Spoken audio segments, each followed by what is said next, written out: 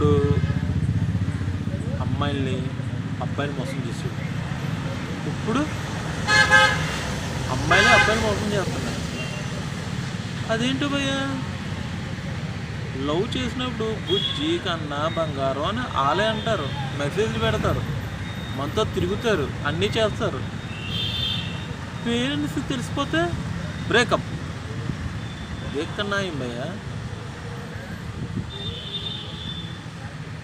అప్పుడు గుర్తులేదు వాళ్ళకి,